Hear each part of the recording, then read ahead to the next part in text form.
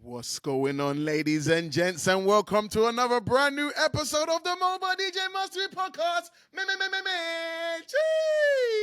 Jeez. Guys, on this episode today, I have another amazing guest. How I keep finding them? Don't ask me questions. Just know I'm dedicated.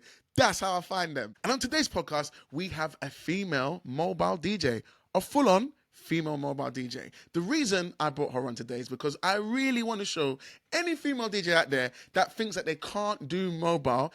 If Lauren can do it, you can definitely do it. She's going to be talking all about the trials and the tribulations and also her backstory, which I think is what makes her stand out against quite a lot of DJs in general, not even a female DJ, just as a DJ in general. I really enjoyed recording this episode, and one thing I started to notice about me and Lauren is that we are very similar in terms of how we think, how we came up, some of our past experiences, to the point where I had to make her an offer, guys.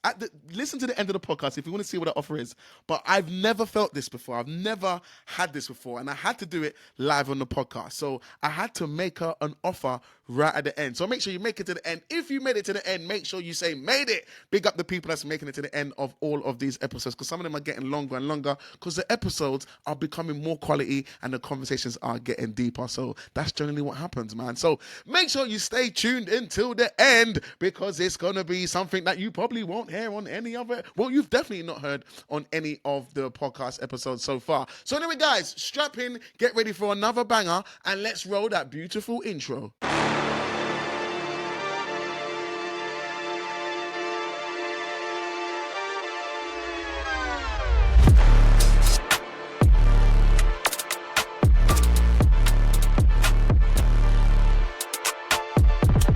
Good afternoon, Lauren. How are you doing, man? Thank you so much for joining me on this podcast today. How's your day been so far? Even though I know it's an early starter for you. Well, not an early starter for you, but anyway, how's your day been so far? It's been good. It's been good. I'm an early riser, so my day starts at like 5:30, 6 in the morning.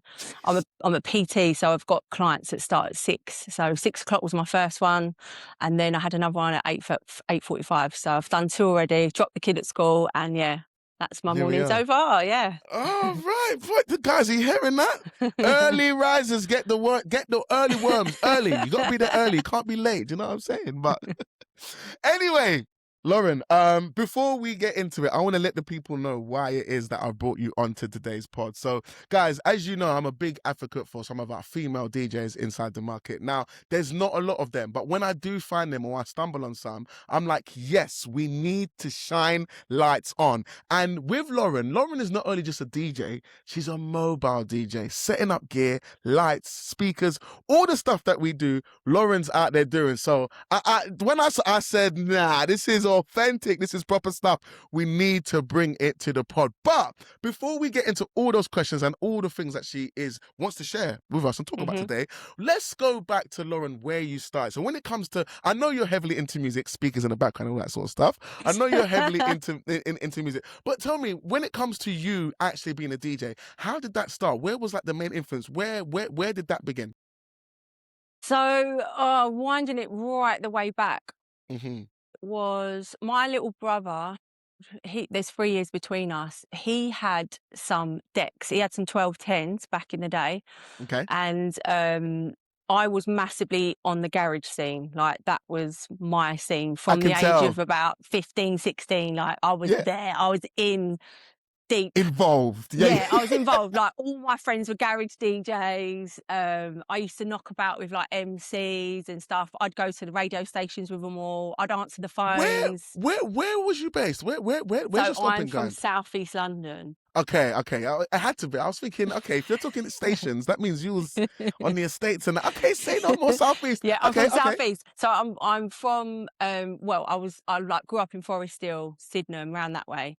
Okay. And Gotcha. later on, I moved out to sort of Chislehurst, Bromley way. But and I live in Dorset now, which is miles away. But so that's where I sort of grew up. So garage was like, massive back then. And with that, I also went to college to study music. So once Nice. I dropped out of my A levels because there wasn't really nothing was sort of gelling Like for me. Like, taking you, yeah, I yeah, get you. I was Yeah, doing a nothing's really media calling you. one. Yeah, the media one I absolutely loved, but I couldn't just do one A level. And the others, I tried politics, history, all this stuff, and none of them were sitting well with me. So my mum worked at Southwark College at the time, and she said, "Oh, there's this like 6-week music course if you want to do it." Because my mum knew I was really into music because I used to sing and play instruments. I played the keyboard really well. So I started this like music production course, and it was only for 6 weeks, and it was just like an introduction thing. And I'd done it and I absolutely loved it. I was like, Mhm. yes, this is it. I can make music with this. So with that, there was another course that backed onto it, and it was a BTEC in popular music. So Okay. the guy that was running the course, he said to me, you should definitely do it. Like you'd love it. So I signed up for it and I enrolled on this BTEC in pop music. And it was everything from reading and writing music to the music business.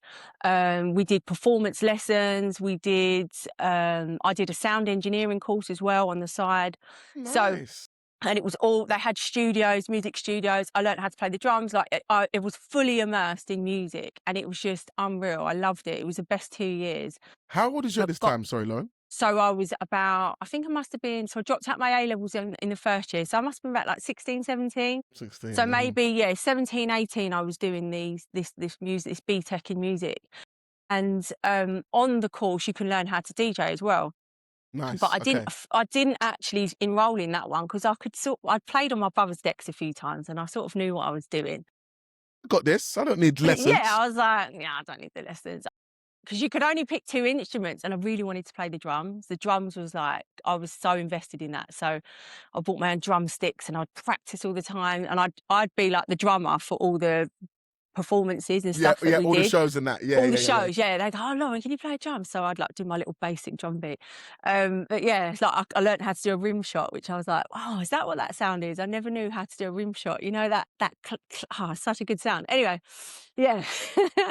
So from doing that, I then sort of was well into music, Yeah, and 100%.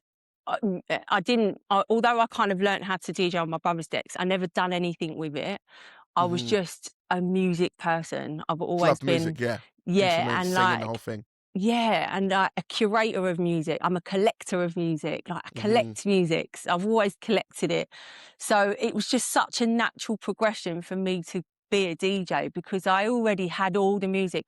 I was the one that would put the mixtapes together for everybody. You know, if anyone needed to know what new tune was out, I'd know about it.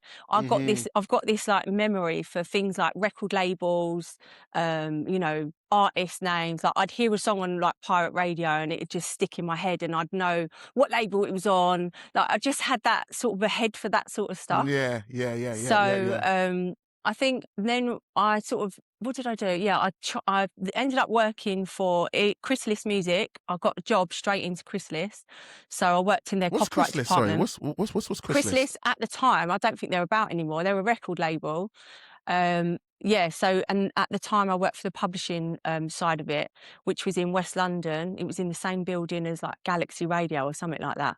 But that was my first like entry job into the music industry. So I worked for them for 2 years, and then I got a job at EMI Music Publishing. Okay. So Oh I went wow, and worked okay. for them. Yeah, so I worked in the publishing side of the music industry for a couple of years. Well, about How five old was you years. this time, sorry, Lauren? When you was in EMI and So the I was record about label stuff? 20, 21, Okay. 22, 23. I think from about 20 to 25, I was in the music publishing industry, Mhm.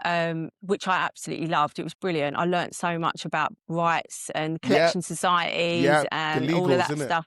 Yeah, because I had to do all the contracts. So I was sitting there reading and going through the contracts and registering all the songwriters' works onto the online collection systems, the PRS, MCPS. I used to do all of that. And Okay. I used to liaise with like the A&R department. So they'd bring in the contract. They say, we just signed this new artist. I need you to upload all their works like ASAP. So that was sort of my role in the company. So I learnt loads doing that. Mhm. And then after I'd done that, I was training to be a fitness instructor on the side just to do something else as well. And then I moved Okay. to Dubai. And when I lived out in Oh Dubai, wow. yeah, I lived out there for about 4 years. And while I was out there, I bought myself these little decks, these like USB, like a controller type thing, and they were I think they were Vestax. These were like the first. Vestax. I Yeah, think I do know you which ones. remember The them? silver ones, isn't it? Yeah, it's like Yeah. I USB. remember those ones. Yeah, I It remember was like those. a VCI something, Vestax VCI 200. I don't know, something like that. And I Yeah. bought it in the Virgin Megastore in Dubai, and there was nothing like that at the time. It was like Yeah. one of the first sort of controllers. There were these little metal platters that you used to spin. So I basically taught myself how to DJ on those with all the music that I'd collected from over the years. And yeah, I just practiced and practiced, but it came so naturally to me because I was a drummer, and you know, I just have that natural rhythm, and I know my music inside out. Mm-hmm. So like when I'm mixing garage tunes, I know when that drop's coming. I know when this is coming. I know. Do you know what I mean? So 100%. I have, and obviously got an ear for when to bring tunes in. It was just an easy thing for me to learn. No, I can fully understand. And you're saying, sorry, quickly, just for the timeline, Dubai, 4 years, bought the decks. How old was you? I think I was 25 when I moved to 25. Dubai. Okay, that's a brave move. First of all, big up you, man, for doing that. I've always wanted to, when I was younger, no, seriously, like, I wish, there's times, I remember when I first went, one of my holidays, one of my first young holidays, and there was this young couple, and they were like 22, and they was like, yeah, man, we've moved here, like, we're here now. And since ever back then, I used to always be like, I wish I did that, around that age. I wish there was a point I did that sort of traveling thing, so big up you for doing that. But it was always on my, like what you've just said, I always wanted to live abroad. yeah. I always thought I'd end up in Spain or somewhere. I don't know why, but an opportunity came up for me. My friend lived out there, and she just said to me, I went out there on a holiday actually, and we was walking along the beach, and she was like, you know, you could like, you know, because I've sort of cut back a little bit. I used to do like guest lists for clubs up in London as well. So she was like, you know, you can like promote your own nights, because I wanted to start my own night, obviously, like, and, you know, do a club thing. She's like, you know, you can do your own club night over here. And I was like, do you think I could do that? She's like, Lauren, you can do whatever you want in Dubai. And I was like, okay. She was like, do you know what? I'm going to get you a job. So she got me a job, in the most random job, as a fashion stylist. I'd never done a day's fashion styling in my life, right?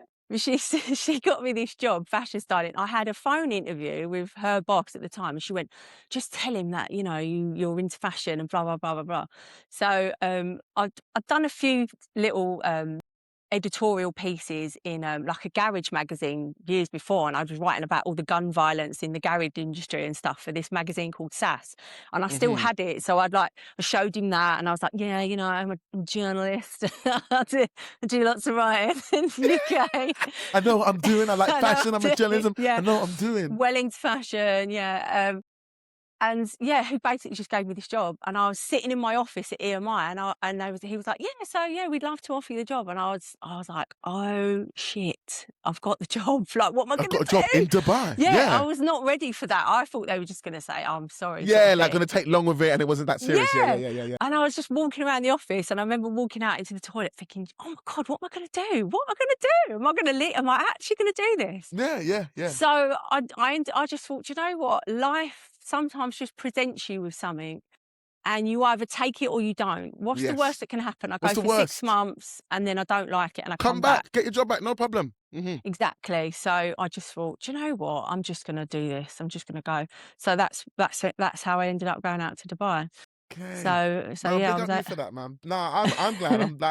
I'm like, anyone in their 20s and stuff, you know, like before kids and all that sort of stuff, before you start getting tied down, if you can go abroad and anywhere abroad and do anything, 100%. I think the life experience that you could get from that is massive. The opportunities, the things you can learn from being away from everything you know, and making it happen, and then coming back 1 year, 2 year, 3, 5, 10, whatever it is, it will always pay you dividends. So I'm Peter. Yeah, it definitely does that. You're constantly mixing with other cultures. There's people from all around the world. Like, all my friends were from so many different countries. Like, we weren't all from the UK. Like, there was just such a big group of us, and it was so nice. And I'm still in touch with all of those people now, and I've learnt about so many other cultures. And yeah, it was amazing. It was like probably one of the best times of my life living out there. It was so good. So good. Okay, so that's when you got the Vestax 200. I think I know exactly which one you're talking about, because I feel like I had the same one. And it was like, because that was like one of the only. A picture. Do you know what? If we do find a picture, we're gonna find it. And guys, the picture is here. Here's the Vestax right about now. I'll edit it in, Lauren, and we'll flash it up on there. But I really think it's the same one. And Yeah. because I remember when this is when USB controllers first come out, and there wasn't that many on the market. There wasn't like No, lots there of different weren't. like brands as there was now. And I think Vestax was the only, like, because Vestax was a big brand. It wasn't a small brand. Vestax was like a recognized, respected brand. And if they dropped it, then it would be something good. So Yeah. when you first got those Vestax, that's when you actually started mixing, beat matching, playing the music on decks. Yeah, I was just literally in my apartment in Dubai, just mixing anything that I could. I remember going on to Tracksource and just buying loads and loads and loads of, at the time, Soulful House. I was really into Soulful House. I was just buying loads and loads of Soulful House. And then randomly, I don't know how I ended up getting this. Someone had given me, I'll probably get in trouble for this, Fonty used to come over from Heartless. He used to come over to Dubai, and he'd given someone his hard drive, and somehow I ended up with Fonty's music, all the music from Fonty's hard drive. Hey, Fonty! Bro, this is where the hard drive was from. So it weren't his physical hard. Fonty had given someone all the music from his hard drive, and then someone had said to me, "Yeah, you can have all this music." So I had all this music from Fonty's hard drive. No way! All the Crisp Biscuit mixes, all of the dubs. So I didn't actually use all of it. I only picked out certain things that I wanted. Yeah, because there was too much. There would have been too much in there. There Anyway, was a lot, and also a lot of his edits were like, it was for off him. vinyl. So, but it was off vinyl, so you could hear all the crackling, and they were really fast, and just the quality of some of it. This is when people were first recording vinyl onto MP3. Going to digital, yeah. Okay, gotcha. We're talking about 2008, 7. We're going back. So yeah. This was when that was all happening. So I remember having some of those tunes and stuff. But obviously I had loads of my own music because I collected music for as long as I can remember. You know, whenever there was a new CD that come out, I was getting it straight away. I used to get the CD, burn it, and then take it back. I love it. You got to do what you got to do in life. You know what I'm saying? Yeah, nah, I don't want that. Yeah, nah, you're all right for that one. Do you know what? Do you know what? Let me try this one. I used to colour photocopy the artwork at my work, and then I'd like cut it all out, get a plain CD tray, and then stick it all in. Oh my God, all right, guys, we've got an official pirater here. Lauren is an official. She used to do pirates for herself. Remember the DVD? Lauren was doing that for music. The CDs are so expensive as well. So a couple of them I kept, like the ones that I really like the Music, Soul Child, anything D'Angelo, I'm keeping that. But sometimes, like there's only 1 or 2 songs in an album that you liked. You do want to keep it, yeah. I don't want the whole body of work. I'm going to take that one back. Do a copy, scan it, make my own little makeshift on the black. I used to have to type in all the names on there so that they'd come up on the screen. Yeah, when you put the CD in, rather than it saying track 1, track 2, I have to copy all the names out. What's going? Do you know what? When you're talking, the things that you're saying, yeah, I'm rating it. Because you was going ham. I remember there was times I thought I was the only one that did some of the stuff that do you know what I mean? Some of the stuff that you're saying, like I used to copy CDs. I used to all that, like my Napster, all of that. I was on all of that because like we come from a place where we never had loads of money. Do you know what I mean? So then if you're going to spend something, you have to spend wisely. And if you can double up or win in some way, you got to do what you can do. And at the same time, you don't want it to be crap. I used to hate track 1, track 2, track 3. Yeah. So I'll find the name, write the name in, it's an exclusive radio edit. It is featuring Mystical. All right. Next. And it will take long, but then my stuff would all look good and look organised and professional. Exactly. So, right.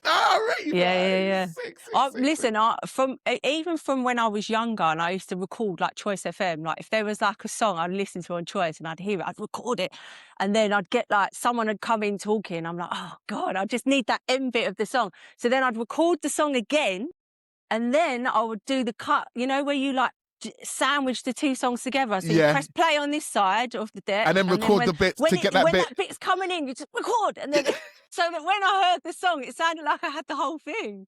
But that was the effort. But that's the effort I went to get a whole song. Good, Lauren.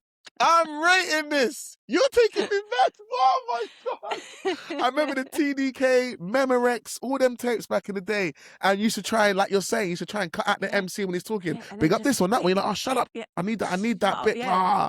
Oh my days. So you used to do all of that. You was going. Yeah. I was editing tape. I was tape editing stuff from way, way, way back. Yeah. Way back. Yeah. Okay. So I've always had quite a technical like mind and an editing mind and someone that, and when it comes to music, I've always been like that. So for me, going into music production and you know, all of this kind of stuff, DJing, it's just a natural flow for me. It's second nature. It's second nature, man. It's not like I said, oh, I want to be a DJ one day. Like I'd Yeah. already done the sort of the background groundwork, and the groundwork to be a DJ. I already had the music. I was already a selector, if you like. Do you know what I mean? From my friends, I was always the one who had all the new music, all the new tunes. They'd get in my car and they'd be like, "Oh, what's this tune? What's this tune?" I'm like, "Oh, well, this is this is that." And I used to make these CDs. Yeah, and I used to make these CDs called On the Way Out. So they'd be called On the Way Out, Volume 1, Volume 2, Volume 3. So my friend literally found one the other day and she gave it to me, so I've got it back. So I remember all the songs I used to put on there. But I'd find like the wickedest tunes on people's albums and then I'd put them all together and make these On the Way Out CDs. Why did you call it On the Way Out? What was the meaning? What was the idea? Because we were always going out. We were going up the West End and we was always in the car driving up there. We used to go 10 Rooms and all these clubs up the West End in the R&B era, like the 2000s. Like after garage had done, started phasing out. Yeah. We was going to all the R&B clubs. Like there was what was it called on Wardour Street? Trap. There was a trap pop. There's all these nights run by Scintillate, I think it was, and we used to just club hop. Yeah, all of them. Yeah. So that was why we called it On the Way Out, because we were literally on the way out. We're on the go. Oh my days, Lon. So like, even though it started when you was in your 20s, when you was in Dubai, the education, like you're saying, the foundations was set from quite a long time ago. Yeah. I think like one of the things that I think definitely massively catapulted you is your music knowledge. Like when it comes to like drummings, because when I'm teaching music, well, I don't teach them much anymore, but when I used to teach DJing, I used to have two types of students. Exactly like what you said. Kids that want to be a DJ, but they have no idea. And then other kids that want to be a DJ, but they had some kind of music knowledge. The ones that had music knowledge, I could turn them into DJs within 6 months. Straight away, the ones that never had anything, I had to teach them how to bop your head. Like there'll be some kids, they'll just be like that. And I'm like, bro, are you listening to the song? You're not listening to the song. Yeah, you need to find the beat, because I'm like, once your body can move in time, everything else comes much more easier. You can then just do things with the mathematics and then understand the music theory. I remember I used to draw a song on the board and I used to try and draw that the intro would be blue and it would be green, and I'm trying to show them the different parts of the song, phrasing. the drop, the phrasing, so they can understand this is where you drop songs. These are those starts. That's where, and when you get a great phrase, you can have two songs mixing and they will harmonically mix all the way into the end because the mathematics drop. So when you're saying what you're saying, I remember if I had a student and they came to me and they said, like I do drumming, I love music, and I used to be like, bro, I'm gonna turn you into a DJ so quick. It's insane. Like, so even though you started like in your 20s, I would say the foundations and all that stuff was building from long. So then, like you said, teaching yourself would have been so easy because you knew. And you listened to it. You listened to pirate radio. You listened to the MCs. You went out to clubbing. So you knew if something sounds crap, you would know. You'd be like, that sounds like rubbish. I know that. And I was surrounded by DJs as well. Like I've always been around DJs. So I've listened to so many different DJs and the way they mix and the way they do things, and you know how garage DJs mix back in the day, and you know I was obsessed with like EZ back in the day. Same. That was my inspiration. He mixed. Yeah, exactly, and just listening to him. Like I remember being in Gas Club and it was like, I think it was his birthday party, and he was the first person I ever heard take the bass out of a tune and then drop it back in on the drop, and everyone just going mad, and I'm like, wow, that's amazing. Like, that's amazing. It was just a small EQ thing, but no one was doing that. No one was doing it. People were just bringing tunes in, but no one was doing that. And I remember watching another DJ called Lady Spirit. She was really cool. And so I followed a few female DJs, but she was really good. And she used to DJ at the Rainforest Cafe. And my boyfriend at the time was an MC, so he used to MC for her. And I remember watching her DJ, and one day she was like going like this with the crossfader so hard that she flicked the crossfader Did a little chip bit. finger, yeah, so it just went flying off. And I just remember thinking, how cool, she's so cool. Like, she's like, you know, she was really, really going for Giving it. it some, yeah. Yeah, and I just remember being so inspired by DJs like that and EZ in that Mhm. sort of garage era. And then when I started listening to other music and watching DJs, I then looked at how they were doing it. And so I was Mhm. always a master. I was always studying what other people were doing before I even started.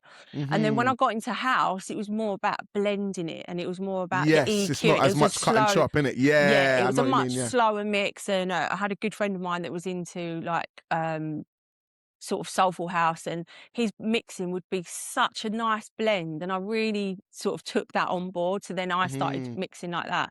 So what I would do just to practice is I'd record myself, and then I'd burn CDs obviously, and then just give them out to all my friends and just say, listen to this, like, what do you think, sort of thing.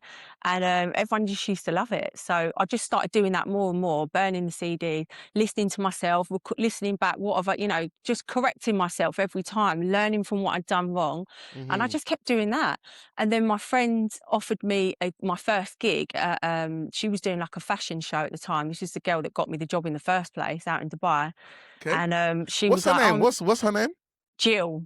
Big Jill. shout out to Jill. All right, Jill, you're a legend. But anyway, let's pick up Jill because she's had some She was imprints. she definitely did. She was a big influence because she was always pushing me to do stuff. So she was doing this big fashion event, and she was like, I want you to do the music. So I was like, okay, yeah, cool. So this is Let's go like for my it. first like gig sort of thing. And yeah, it went really well, and I loved it, and I just felt at home doing it. So I knew that for me, being a DJ was just the next thing that I wanted Yeah. to kind of accomplish. So when Mhm. I decided to move back to the UK, I remember being on the plane on the way home, and I was burning loads of CDs because when I was coming back, the place that we were holding, I was literally going to get off the plane, come home, and then go straight out to my welcome home party. Okay. And there was a bar in East Dulwich on Lordship Lane called Boho. And all my friends used to go there. And it had a really small downstairs little room, but it had decks and everything in it. It was perfect for what we needed. Mhm. So my friend at the time, Steve Feelgood, he said to me, oh, you can DJ with me if you want. So I went down there, burnt all my CDs and got there, and I just jumped on the decks, and then I was DJing with him. So it was so cool. And it was like my first proper experience of like DJing in like a little tiny club, well, like a Yeah. bar, two other people. And that's basically where it all kind of kicked off. It kicked off from there. Yeah. Yeah, and that's when I started to think, actually, I want to do this properly now, and I think Mhm. I can do it. So I had actually a big up Steve Feelgood because he was probably the biggest sort of influence for me. He let me piggyback on so many of his gigs. Bless him. And he would. There was another bar in Beckenham called Friends of Mine, and the guy there that owned it, Tony, he was really nice, and I knew him, and he knew Jill, the girl in Dubai. And he was like, yeah, come down and if you want, just do a little stint for me in the bar. So I was like, okay. So I was DJing in there like once a month or something like that. And I was doing it for nothing, just a little, you Yeah, know, yeah, it's the early days, Lauren. That's what it's about. You yeah, gotta get just your practice hours in, you know what I mean? yeah. And this is when we were on CDs at this point. So it Mhm. was all about burning CDs. And I remember turning up with like a little CD wallet, you know, Collection. like Yeah, a yeah, yeah, yeah, tiny one like yeah. that. Yeah. Little single one with the singles and Yeah. that.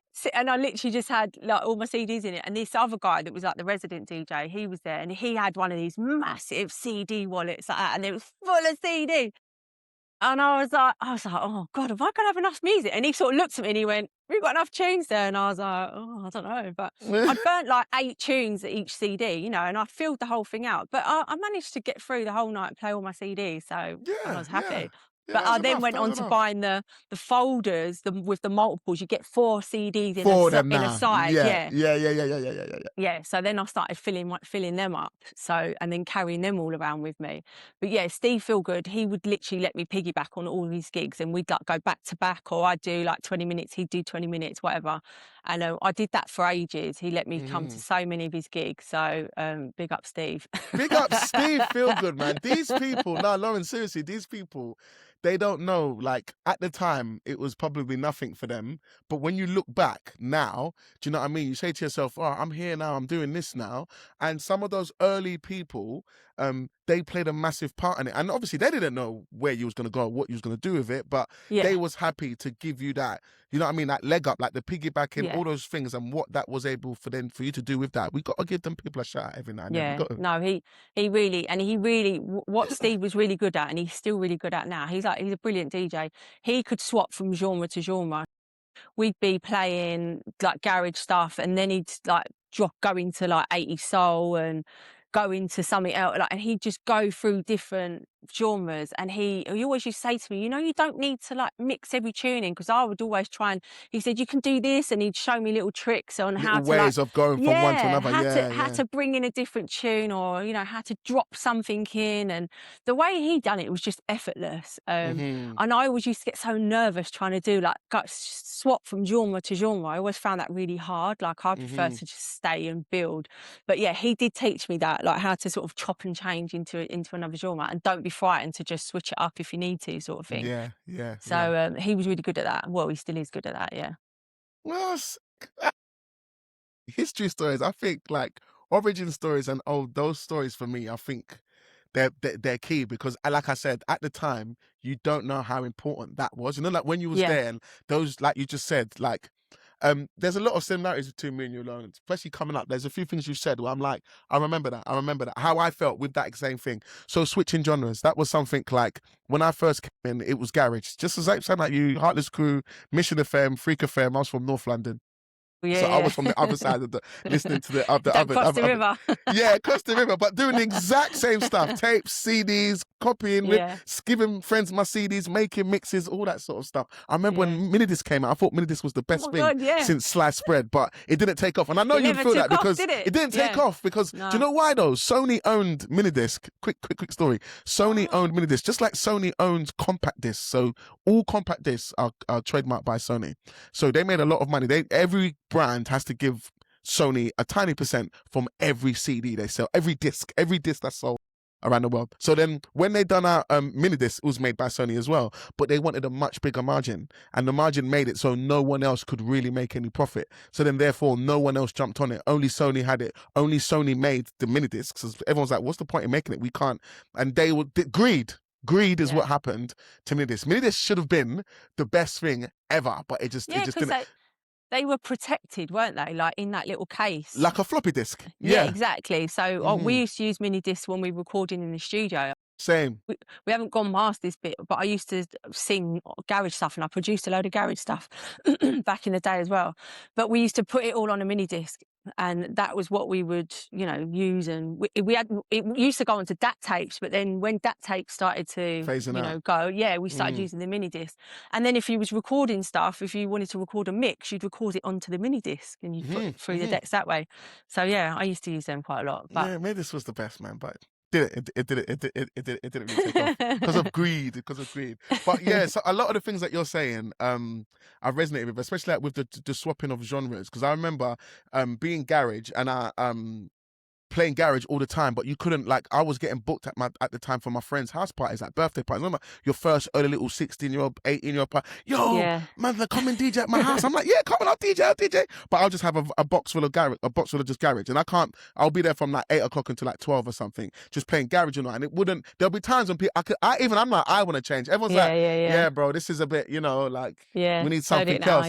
So then I started going HMV, and then I'm buying the R&B and the stuff I'm listening to, Beyonce, Sean Paul, all the stuff that I play now, literally all the stuff I play now, I've got all of it on vinyl, like crazy. And then Usher and all of that. So then I'm starting to play that. But when I'm going from genre to genre, because I come from a world where mixing is a must, like you mix, that's what you do. Everything needs to be a transition. So then I'm like, okay, I need to go from this to that. So then what I will try and do is get an R&B track that was in that speed. I remember there was an Eclipse, Neptunes, and they had a tune which you could speed up. It was a 35, but you could press it to 45, and it would speed it up and have it in a garage. Yeah, it will be in a garage speed, and I could mix it like that, and then you could do that whole thing of slowing it down, and then put it back. So then that will be. But then at the time, that was cool, because people used to be like, "You're getting a song, and you're doubling it. You're doing something that's kind of not supposed to, but it still sounds." Sounds all right, kind of cool, yeah. But I was always trying to mix, like, like with genres, and then you start to find out that there's other ways of going from one to another. So yeah, there's a lot of things that you're saying. I'm just like, yep, I I was there. I lived it. I did that. I did that. All right, Lauren, going through your Instagram, Yeah. I saw there was a season when you was heavy on the kitchen sets. Let's talk about the DJing in your kitchen, Rukel. What was going on there? Obviously, I'm guessing this is when you was back here. This is not when you was in Dubai. This is now. Yeah. I'm guessing this is probably maybe 4 years ago from now or something like that. So the kitchen stuff was through lockdown. Oh, okay. Gotcha. We did me and my husband every Saturday night did live DJ sets from the kitchen. And it was so much fun. We absolutely loved it. It was so good. You can see it. We got loads of people listening. It was like a radio show, basically. And I love doing radio. So yeah, I was in my element. We bought a mic for that, which we got rid of, but we had a mic set up for it and everything. So I'd be doing all the chat with everyone. He'd be DJing, and then we'd swap over. He'd do it. But the whole time we were getting drunk at the same time. So it was like... It will start off professional, and by the end of it, it's a mess. By the end of it, we were so drunk. Yeah, we were absolutely hammered most weekends, trying to sort of, mix and stuff. But actually, I did a garage mix on one of them, and my husband said to me, "That's the best I've ever seen you DJ." Like, I was just in my element, chopping it up. Like, it was so good. But yeah, that was a lot of fun, actually, doing those Saturday night. And when lockdown stopped, everyone was like, "Oh, are you still going to do them mixes?" Like, they were really good. So we did really enjoy it. But you know what? You know that we kept getting them copyright notices, like, "Oh, you got to take this down, take this down." All that video, that video, one song messed up the whole thing. Yeah. Exactly. So we ended up, we were all right playing like really underground stuff, all the underground tech house, anything like that we were fine with. We never got touched with. But if the minute we played something commercial, it picked it up straight away. Yeah. Unless I was talking over it. So I had to try and like chat over everything, you know, just try and sort of stop the medal it out, so it doesn't get, don't let it play for, because I think there used to be, it was like 15 to 30 seconds. If you go over 30 seconds without the interruption or something, it'll be like, yep, your copyright strike, done. Because you know what, when I look at those sets there, it reminds me of what's really popular now, the apartments DJ sets. You know, when you see the apartment DJs and them in the hotels and the Airbnbs. When I look at that looks like that now. Do you know what I mean? If you was to have continued doing that on like a YouTube or a Twitch, I think that would be massive now. You would have I don't even know what you'd have, but that would be big. That would be so big. Yeah. I think when I think about it, we probably should have kept it going. But for us, it was just like a lockdown thing. We just thought, who's going to want to listen to this now type thing. But actually, people were saying to us, "Oh, you're not going to do it this week. You're not going to do it this week." And we had so many people just like, and it's so nice because it's people you haven't spoke to for ages, and they're all messaging in, "Oh my God, this is so good!" Like someone had shared it on my estate on like the Facebook group, and then I had all these people tuning in from the estate, and like, everyone, like your music's just playing everywhere, coming from yours, like proper pirate radio. Do you know what I mean? Everyone's locked in, like it's vibes, it was like that. But I love doing radio. I did used to do pirate. There was somewhere in Brixton that I used to go to back in, I think it was like about 2010, 2011. And I had a weekly show there, and I absolutely loved it. I love, because I'm such a music geek, like I'd have like little sections, you know, producer of the week and all stuff like that. And I just, I absolutely love doing radio. So if I was to do something like that again, I think I'd really enjoy it, actually. So maybe that's something that we need to think about. If that's something that you do, I think do it yourself and have full control over it, and don't join with anybody else. I say that because of your ideas. You can't have anyone stopping your creativity. Do you know what I mean? Like, you can't have no one. You shouldn't ask permission if there's something that you want to do or change. So I think, like, if you was to, you can call it radio something, but you're doing it in your like the kitchen, the living room, the apartment, wherever, and you're doing your thing that people tune into. I think that would be sick, because I think you would tap into a lot of us, if that makes any sense. When we're talking, because you'll be doing all the stuff that you love and the stuff that you know, instead of maybe focusing on some of the modern stuff, because that's maybe not really what you're into. Like you said, you listen to Capital Dance in the car, so you like the nostalgia. You like, do you know what I mean? That. So if you was to bring that to online, all the Garage Nation crew, all the Back to 95 crew, all the Pirate Radio crew, we'll be there like, hey, Lawrence Ting's popping. Lawrence Ting is popping, man. Oh, man. Okay, so let's get into the meat and bones, Lauren. So I think, like I said, the main reason I brought you on here is because mobile DJing. First of all, let's. When did that start? Because we've heard all the different things you've done, like all the lockdown stuff, the changes, the traveling, all the things that you've done. But when did the mobile DJing stuff start? So I think it didn't. I didn't just decide one day that I wanted to be a mobile DJ. I think over the years I've been asked to gig for so many people, and can you do my wedding? Can you do my birthday? Can you do this? And at the time, I never had any equipment. I had the decks, but I never had speakers or anything like that. So I used to get booked for weddings and all kinds. But I'd always say to people, "Listen, I'm just a DJ. I haven't got anything. I've got no kit. I can't. So I had a guy that was lived near me, and he had like an equipment hiring company. So I just used to call him up, and I'd be like, "Can you help me out? I've been given this gig. I need you to give me a price for some speakers, PA system, whatever." I got a job once at the Hoxton in Hoxton, the Hoxton Hotel, I think it was, and like on their That's rooftop. in Holborn, isn't it? Is that in Holborn? No, in Shoreditch. Shoreditch, yeah, like the buzz near the honeybee, near aquarium and that. Yeah. So there was a hotel down there, and they were having like a staff party or something. Anyway, someone I knew had said they wanted me to do it, so they was like, "Yeah, brilliant," but I didn't have no kit, so I had to get my guy. I rang him up and I was like, "I really need some speakers. Can you help me out?" So he just delivered, and he was so cheap. He used to charge about 200 quid or something, and he'd come all the way, bring all the speakers, everything. There's me. I just turn up with my decks. Yeah, he set it all up, and then I would just DJ, and then 200 quid. He'd come and pick it up. He was so cheap. I used to say, is he still doing it now, Lon? Is he still doing it? I don't know. I got work for him. Tell him I got work. He was so cheap. I used to always say to him, "You need to put your prices up, mate. Seriously." So I used to get him to come and do all my sort of rigging for me, if you like. Okay. And I had another one where I was paid to DJ. He wasn't really DJing though. This guy wanted me to sort of sort out all the music for this big event that he was putting on in a hotel in London. And again, I was like, "Well, I haven't got any kit." And he was like, "That's fine." He said, "If you can source it, I'll pay for it." So I got my guy again, and he came in and rigged it all up and, done the best rigging for it. And I literally just sat there with my decks. I didn't even mix nothing. I just had a playlist, and I was just pressing play, stop, play, stop. Yeah. And so I had a few random things like that come up. And then we left London, we moved down to Dorset. So that's where I'm living now. And, when I got here, we ended up buying a PA speaker for some reason. Or my husband came home with it one day. He went out. Just casually. "Yeah, babe, look what I brought him." Good. He went to this music shop, and he came home with a speaker, and I was like, "Do we need that?" And he was like, "Well, it was a good deal." It's a bargain. He said it was a good deal on this speaker, and it was these JBL column speakers. So. I was like, she's quite good. And then we were doing the Queen's Jubilee thing, when everyone was doing street parties and that, when the Queen's Jubilee was happening.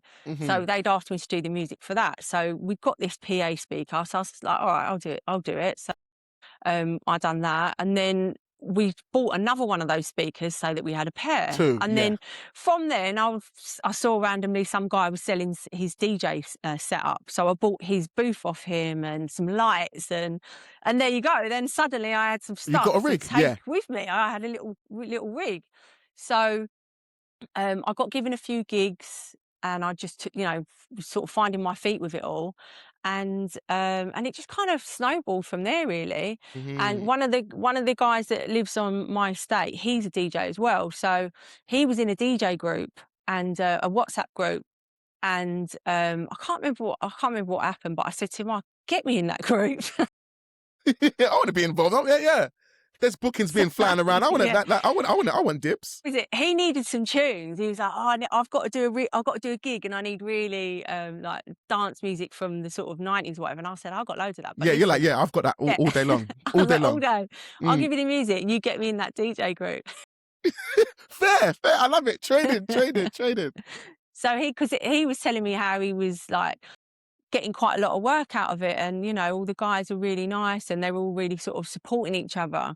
So I was like, "Get me in there." I said, I want to see if I can get some work around here. And so they put me in the DJ group, and I'm the only girl in there, obviously. And they're all local DJs from Dorset, from my area, and they're just so nice. And if they couldn't do a gig, they'll just offer it up, and then someone will pick it up.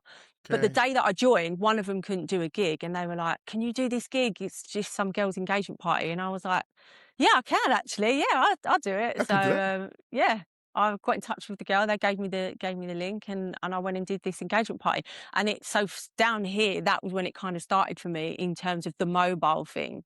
Because And before when I was was a that? bit. Sorry, Lauren. When did that engagement So party? What year are we talking about here? I Was this think it was 2020? 2022 or 23. I think Okay. Okay. maybe it was. I'm sure it was. Yeah, I think it was 22 or 23. Like at the end of 22 or the beginning of 23. Um, but yeah, so I didn't ever want to be a mobile DJ. Like that's not what I set out. I just wanted to Me be neither. a DJ. Yeah, me too. Lauren, I swear to I God, didn't want to be a I didn't. mobile DJ. Nah, I I didn't didn't want want to to be. be humping kit around Nah, with me. no, I didn't want to do I none of just that. wanted to play tune. Same.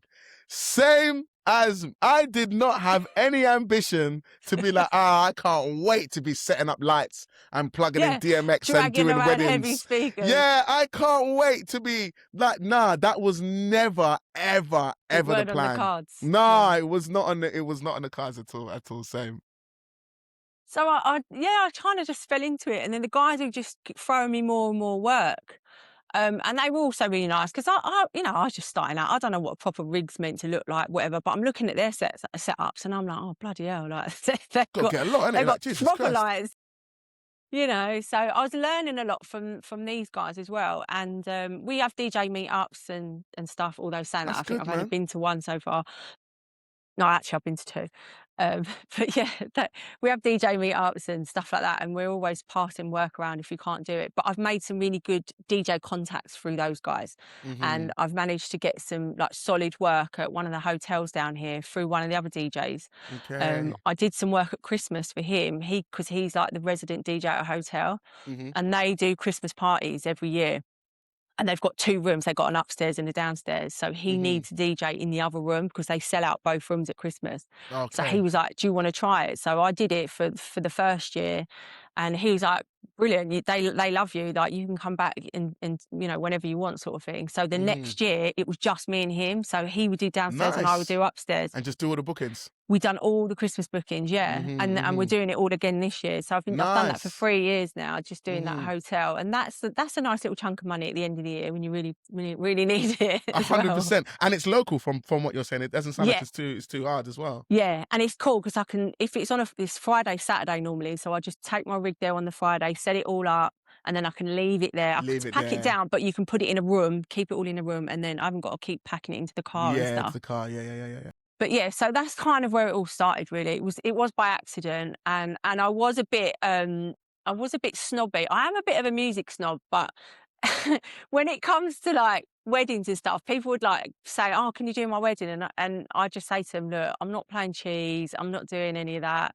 But then gradually, like you just can't. You have to play it. It just Yeah, it comes you in. have to. You can't. It's not that you know. I would love to just do a wedding where you just play like of one or two genres that I love, but And they do come. There is some of yeah, those ones that you get. Like I get the ones where they want a little bit of that. Like just do a little bit, but we want yeah, you to do the dance music. We want the yeah, house. I want drum and bass. I want yeah, tech. And they know, yeah, they see my history. They're like, yeah, we want yeah. that because we're from That's what that we same. want. Yeah, That's what we want. Do a little bit for my yeah, mum and my auntie and that, but yeah, look after them for like 45 minutes, an hour. After that, like I'm yeah, done. Mum, auntie, look, this is yeah. not your time anymore. It's me and my friends. We want this DJ to come and he's gonna shell. There's gonna be no ABBA. There's gonna be no Sweet Caroline. No, there's not none. No, we're not playing that. There's not. Does it Dexter in the midnight? No, we're not doing that. Oh, Eileen. Yeah, Come on, we're not. Eileen. Yeah, Yeah. we're not doing it. Yeah, we're not doing Yeah, none of that no. stuff. So you do get them.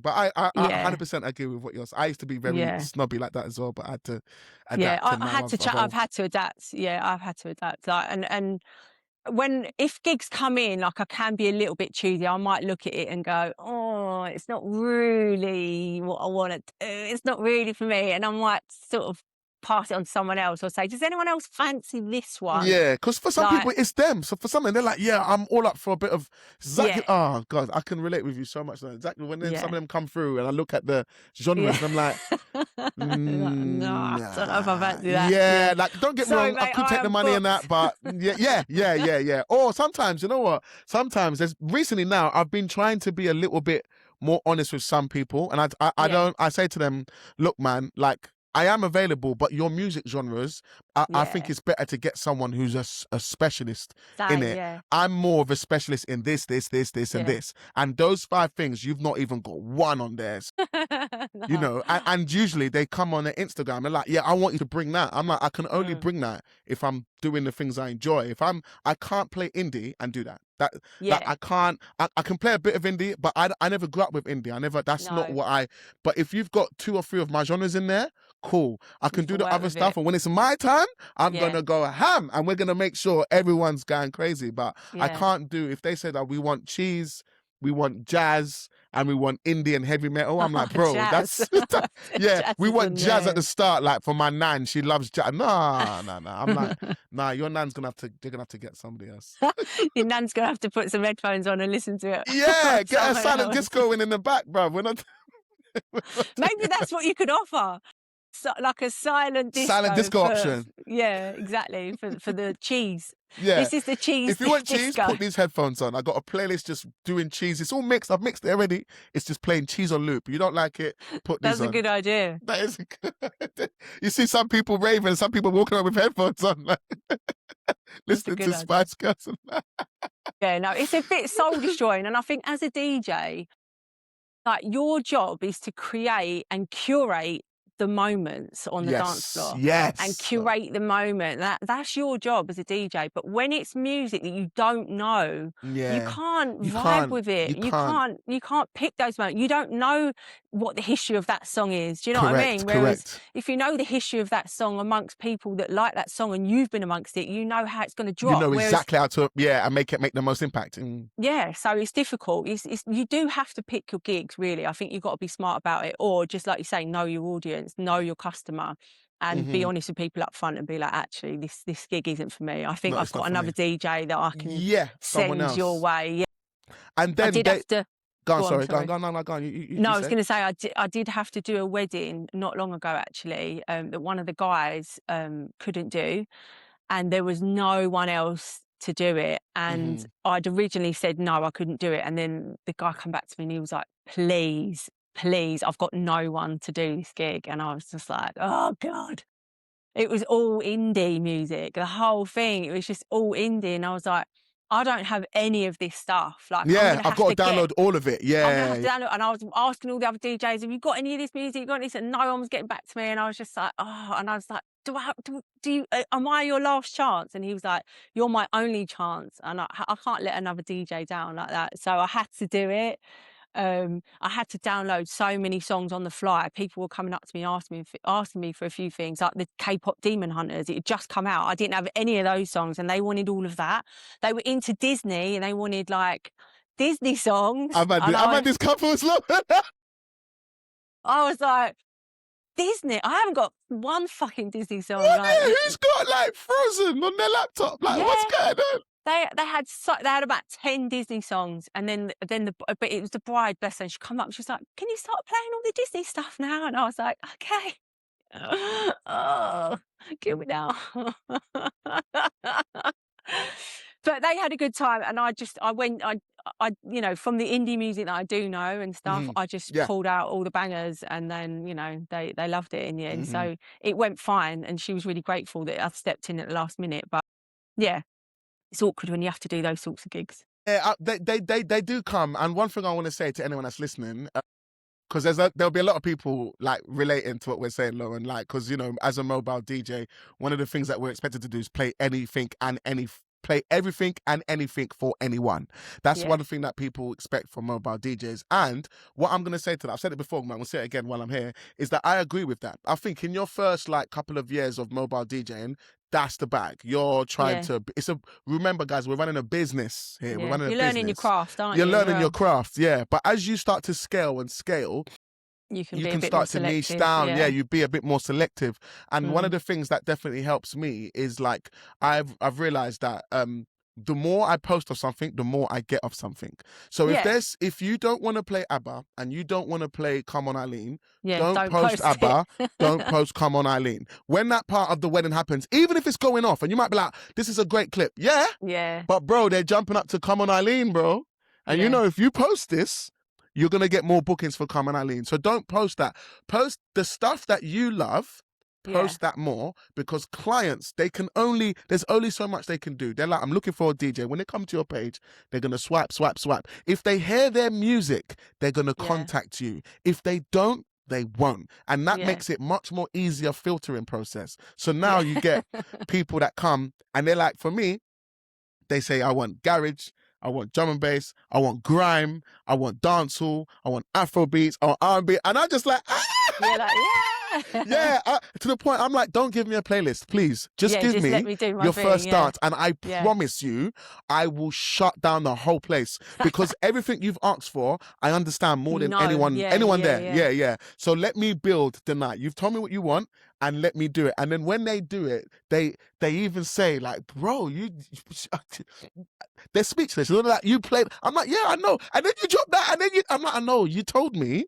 And I understood. Do you ever do that? Do you ever go through your history and you've had a really good night and you go through your history and you're like, oh my God, that was so good. Yeah. I have to look through it all and think, oh yeah, I did that mix. That was weird. Sometimes that's how I build my playlists. I do an organic, I'll go through my thing and I'm like, that section, those three, and that four, that works. Let's use those again at another similar event, and then you start to, and then you can, that's kind of how I build my own playlist, my own crates. That's what I do as well. So I think if you have, like, sometimes when you're put under pressure, you have the best sets because you're like trying to think of what's going to go next, what's going to go. You've got to go so fast. You're going between all your folders. Right, what's going to go with that? Oh, you find a tune. Yeah, quick, find it. No, people don't see all of this going on in your head. They just see you dropping tune after tune. They don't realise that you're having to think of 3 tunes ahead or 2 tunes ahead to try and like make this seamless, you know. And so, you know, someone asks for something, you're like, right, hold on, I've got to get that in, but then I need to bring the tempo down a little bit to get that in. Let me just get this one in first. Let me just find, and there's all of this going on in your head. No one sees it. They just see the DJ up there with the headphones just doing this. Like, they don't see all of that mental torture that we're going through under pressure. But sometimes those are the best sets where you're like zigzagging through all your folders trying to find stuff. Although you're organised, like I'm so organised, but I still go off into other folders. So do I. And what you just said there, I 1,000,000% agree. To the point, sometimes, I know this sounds crazy, I deliberately put myself under pressure to perform better. There's times works, when it works for me. There's a point that I'm like, organized, but there's times I'm like, do you know what?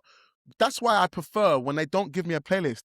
If you don't give me a playlist and all I've got is just the genres that you said during the meeting, and then I've got these people, I don't know who they are. I don't know no one in this room. I don't know no one. But I've been given a brief from the bride and groom or the couple or the birthday person or the corporate, whatever the gig is. And then my job is to make this place go off.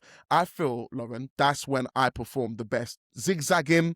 I don't know where I'm going to be. Like, to the point, someone said to me, what are you playing in an hour? I'm like, I ain't got a clue. I don't know. I say, bro, all I know is my next 2 or 3 tunes. That's it. Yeah.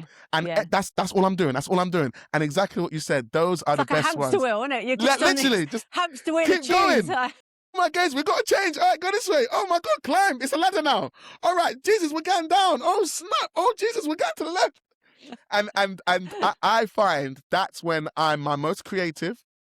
That's when the sets are the most. That's when I don't know what's happening. I don't know what's going to happen. I just know that we're doing this, where the vibe's building, the thing's growing, and I know there will be some, like, so if they say DMB, I'm like, okay, there's some, I'm like, I'm definitely, that's going to be 11 o'clock. Like, don't come to me until 11 o'clock, because that is when I've got you lot on 160%. And when we go here, you're going to go over. It's going to feel like an overdose. You're going to be like, how? You're going to go outside for air. You can't breathe. You want to go to the toilet. You don't want to go to the toilet. Like, all of that stuff. But I need to get you to that zone. And then when I get there, we're going to take them through the roof. And that's when they come at the end. And the speech says, no, they're like, that was, I love that. I love that. So working under pressure is something that I love. And sometimes I do it to myself on purpose. Yeah. You get better perform better. results, don't you? Yeah, you get better results. You get better results. I like a little playlist and a little bit of guidance, whatever, but I prefer just let my brain do that stuff you were just talking about, the stuff that people don't see. Let my brain go to work and do that, and it will pull out the bag somehow. I don't know how. It always works out in the end, doesn't it? 100%. Even when you're like really, you know, when you dread a gig, like you're just like, you keep overthinking it and you're like, oh, I don't know what it's going to be like. And you stress about it beforehand.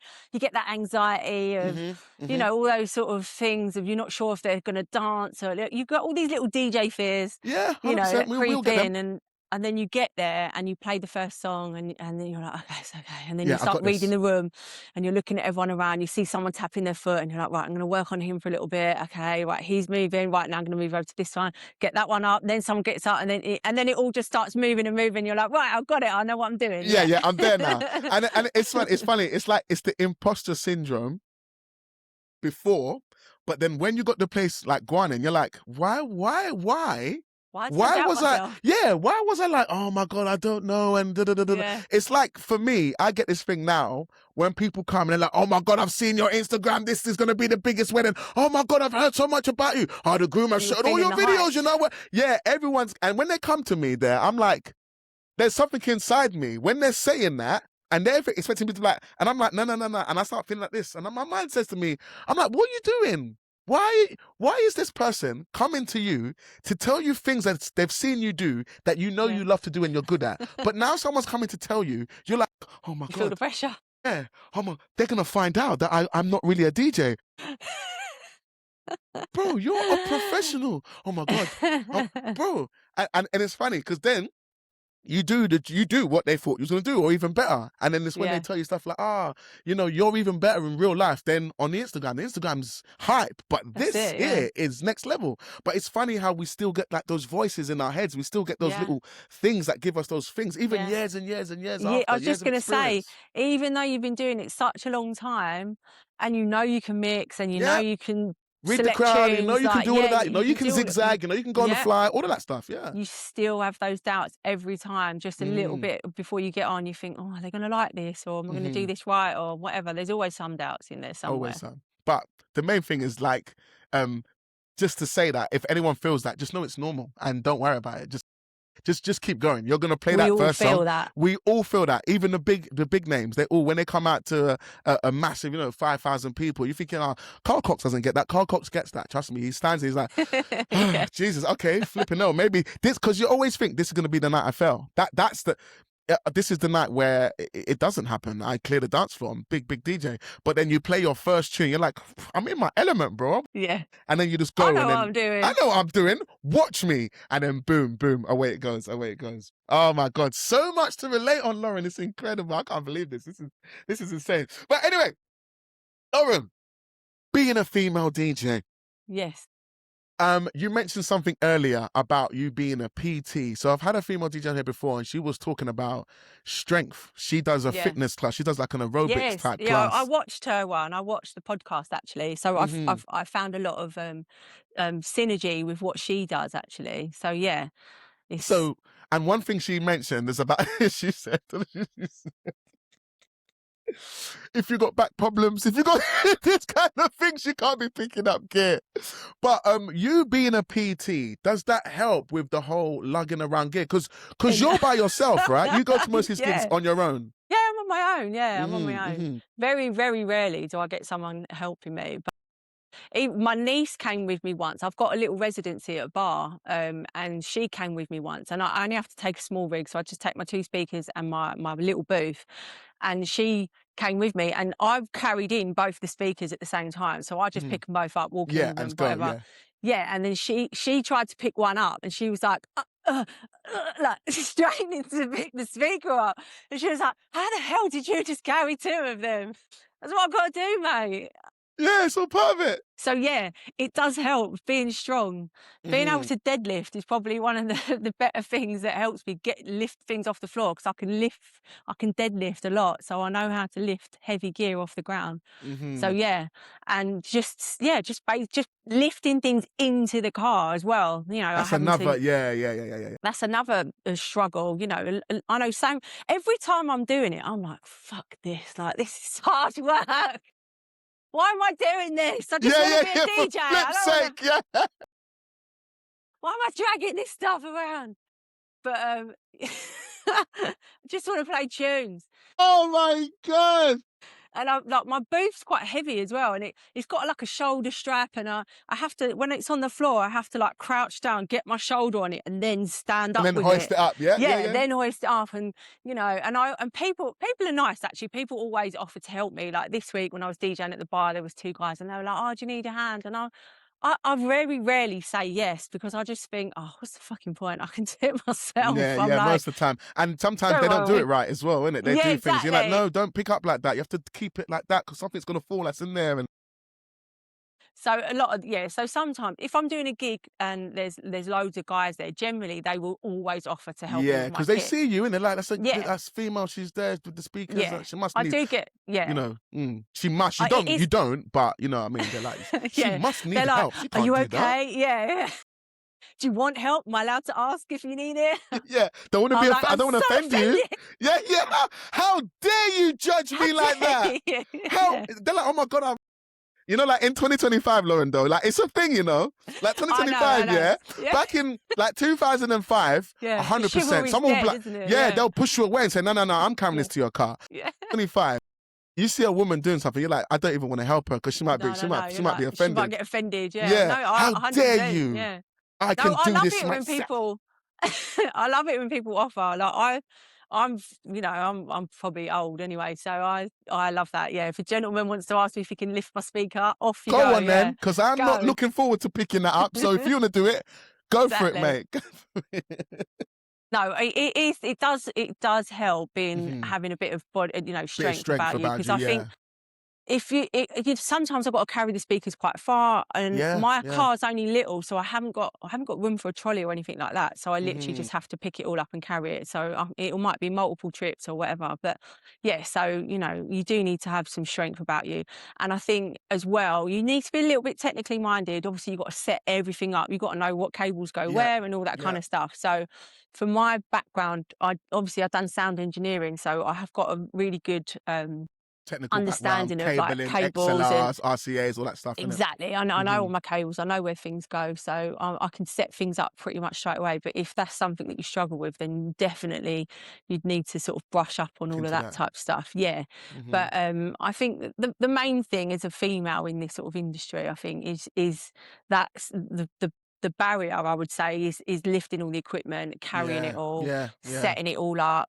And I haven't seen another female mobile DJ down here where we live now, so I know it's not something that it's graft. It's graft. It is Let's graft. let's Let's be be honest. It's honest. Yeah, it's a graft. business. So yeah, it's not like, la la la la la. No, no, no, no, no, no, no, no, no, no. No. It's It's a graft. graft. Mhm. And people always say to me, "Do you pick all this up? You do it all on your own?" I'm like, "Yep."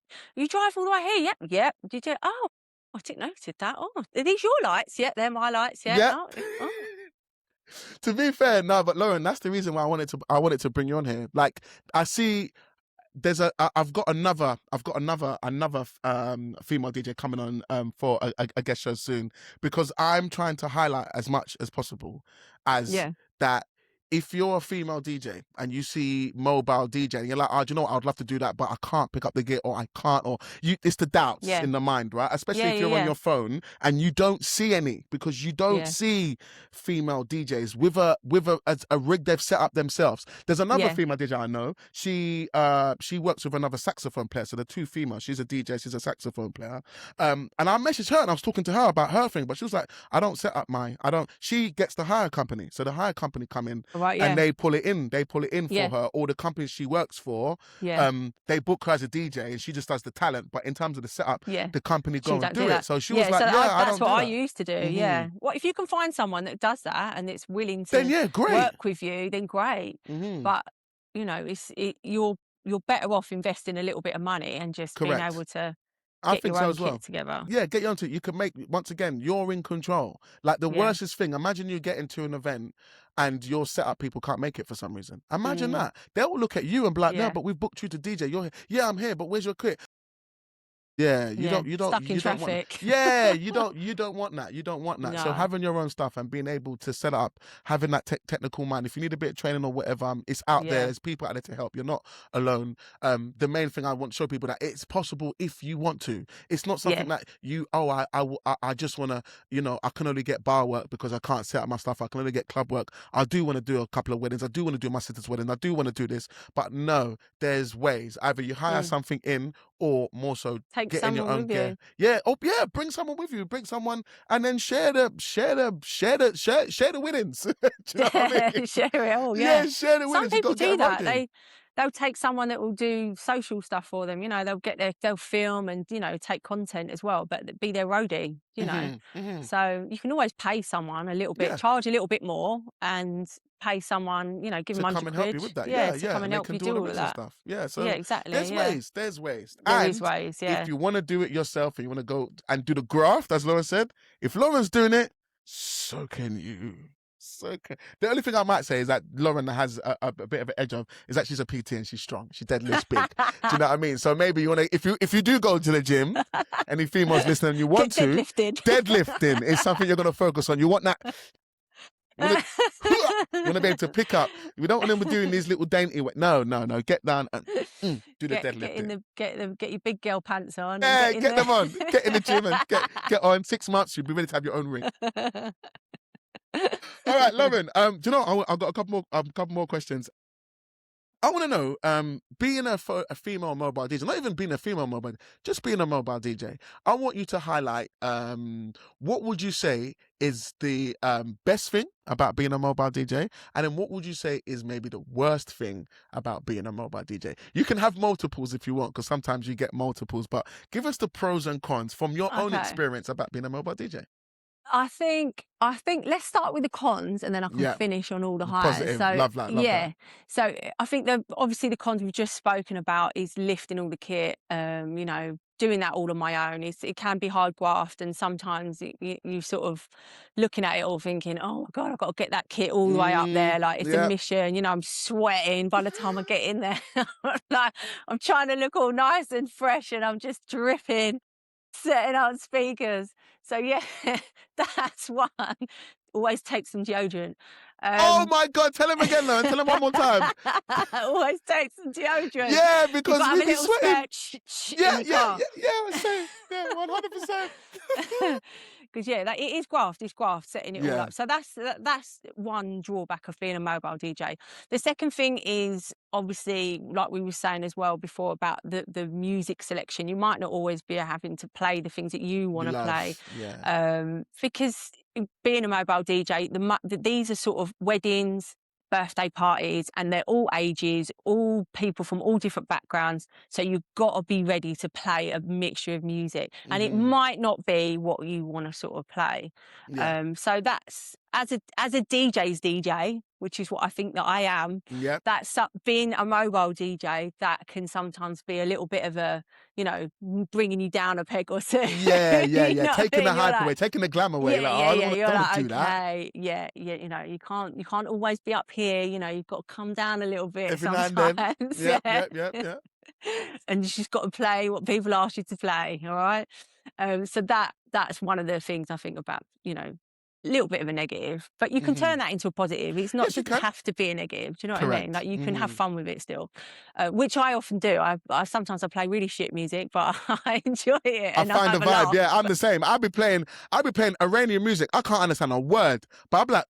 And I'm like, I got like you can make fun, fun, exactly, not like not mock it. I don't mean mock it, but find fun in it. Do you know what I mean? Because and usually you're not doing that all night. You're doing that for a period. We're talking 20 minutes, half an hour, 15 minutes. You're going to be doing something you might not like. So find something to enjoy. Find the fun in that. The one thing I'm going to say, Lauren, while we're on here. One thing I'm going to say, Mobile DJ Mastery, we are not doing. If there's anything you don't like that you're doing, guys, never show it. Never stand there like this. Guys, please, never do this. You've got to go with it. Yeah, you got to go with it. The worstest thing I see sometimes is when a DJ does this. Guys, never in your DJing life, ever, while you're standing behind equipment, toward, I don't care if there's 2 people there. I don't care if there's no one. Don't go like this. Don't leave your hands on the booth. Someone is always watching. Someone's always watching you. And when they see that, the energy you're giving out is absolute dog crap. Don't do that, guys. It is. Red X. Nobody just must not doing that. One of the gigs that I have just recently sort of taken on as a resident, that one of the last DJs that they had, when I took over the gig, the girl was like, when I finished, she was like, "Oh my God, you were so good." And I was like, "Oh, what's the normal DJ like then?" She went, "Well, he just sits down." I'm like, "What do you mean he sits down?" Who sits down and DJs? Who the hell does that?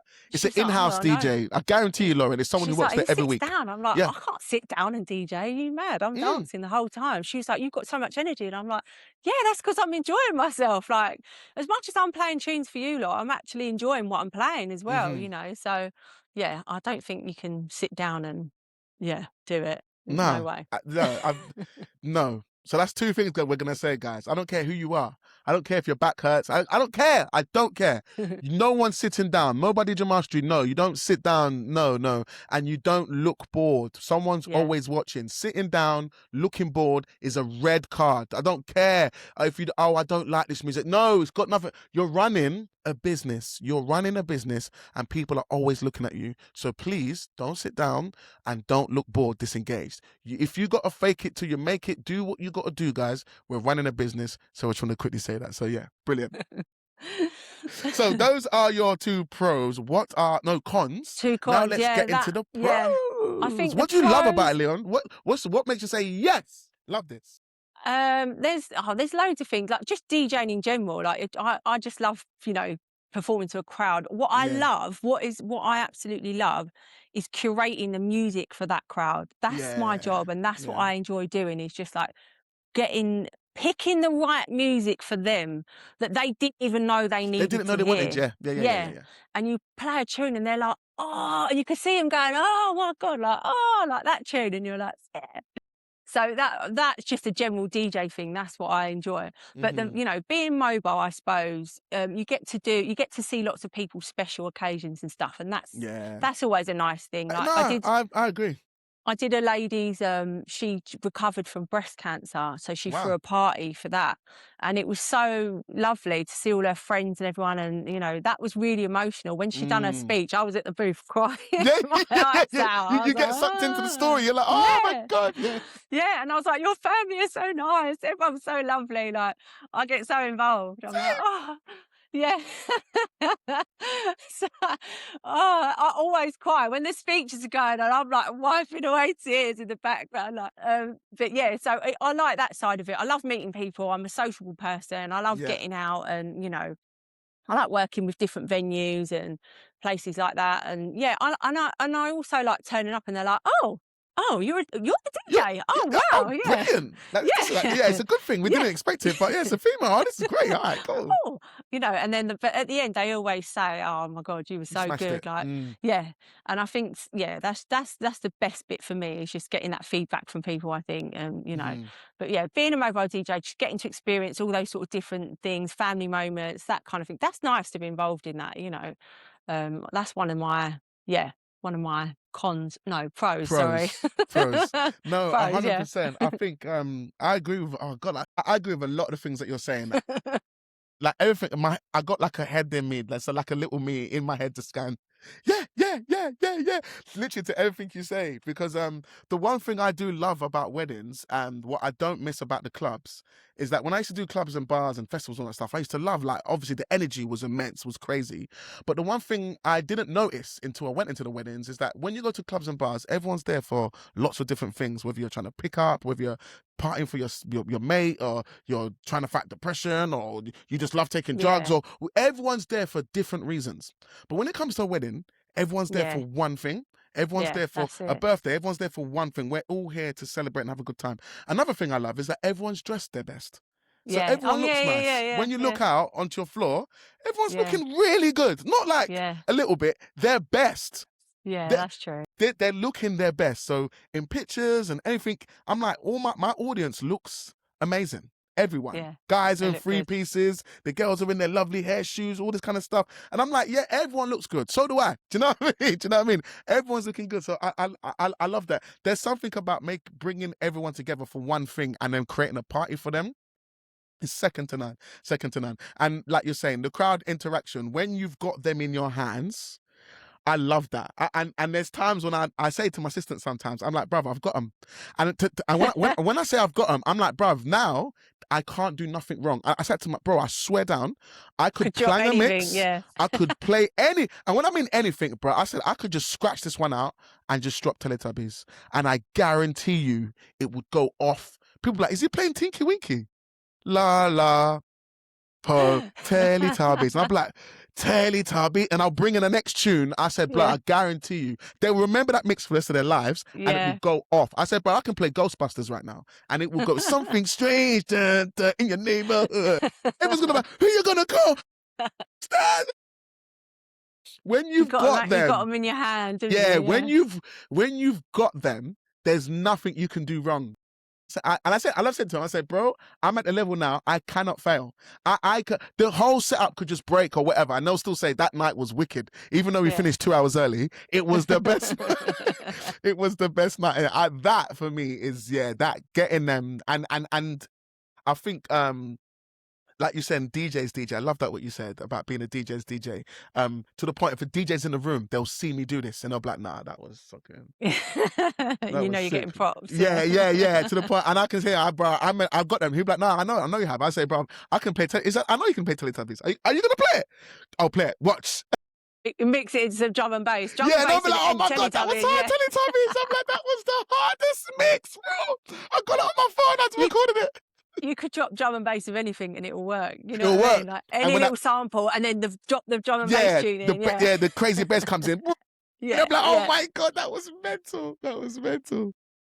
Oh my god, man. All right, last but not least, we're coming to the end, because we'll be here all day. Lauren, I swear here. We'll be here all day. Which is a good thing. It's a good thing. There's so much I can relate with you on. Insane. Like, I'm just like, what the hell?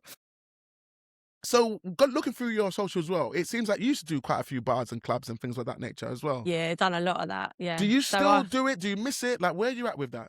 No, so I was originally, we haven't really spoke about this, but I was in a DJ duo with another girl in the sort of in the 2010s era, and we were like a tech house duo, and we had a manager. In fact, our manager at the time now owns Defected. It was Wes Saunders. He used to manage us. Shut the front door. Yeah. So we used to produce our own music. We were producing. We had tracks out on loads of different labels. We were a production duo. So we haven't even gone down this road yet. There's loads for us to talk about. Maybe we'll do another podcast on it. But, 100%, because this is not part of the program. Yes. Yeah, we were a duo in the 2000s. So we played everywhere. We were like residents for a night called Connected. We worked with some massive DJs and producers that we'd always looked up to. We were really, really busy in the scene. But then when I sort of decided to have my little girl, I kind of had to put that side of things on the back burner, because going out to nightclubs at 3 a.m. Doesn't make sense anymore. Yeah. It don't make sense. No. So I kind of had to let that DJ life, that club life go.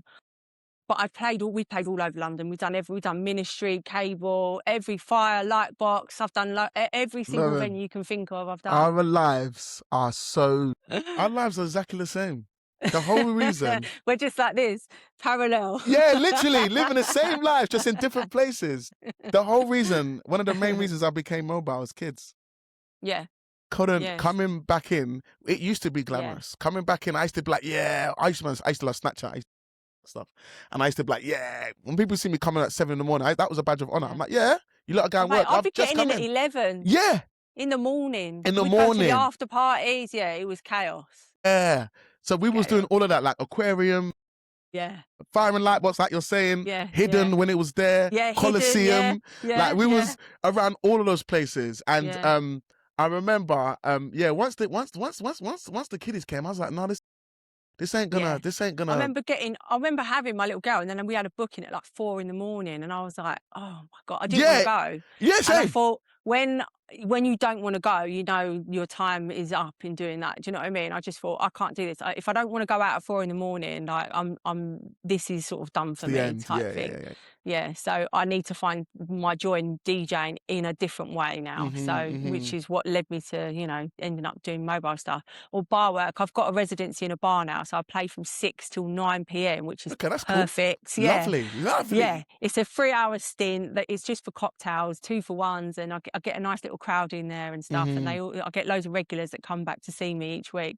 So, but doing that sort of work, I love that. I love Yeah, that's bar work nice. because That's I get nice. left alone. Yeah, I Yes, I just. get left alone.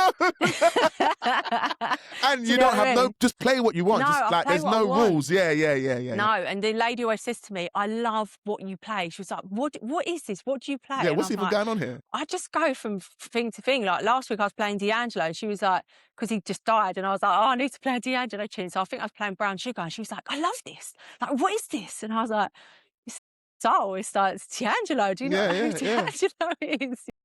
So, but I just play everything that I like, and I think that's right for that mood, for that moment, for that place, for those people. So, but yeah, so I've done a lot of club work, loads and loads and loads. And I do miss it at times. You know, I'm a raver at heart. I always will Yeah, be. yeah. So, but yeah, maybe just a daytime raver now. Yeah, Not yeah, so the much brunches. That's it. nighttime. Yeah, yeah, yeah, yeah. Like if I see something's finishing at starting at like 3 and finishing at 10, I'm coming. But if Yeah, it yeah, says yeah. like starting at 10 and finishing at 3, I'm like, Yeah. you Yeah, won't yeah, see me yeah. there.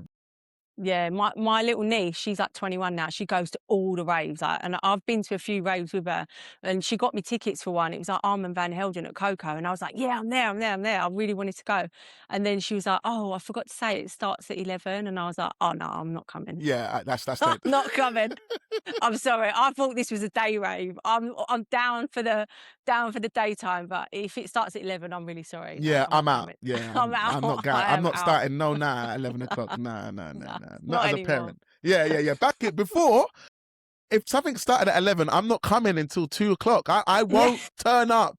It starts at 11. All right, cool. I see you at 2. So what do you mean 2? I said, bro, I'm not getting it at 11. I'm getting it at 2 when it's going off. That's when you see me roll up.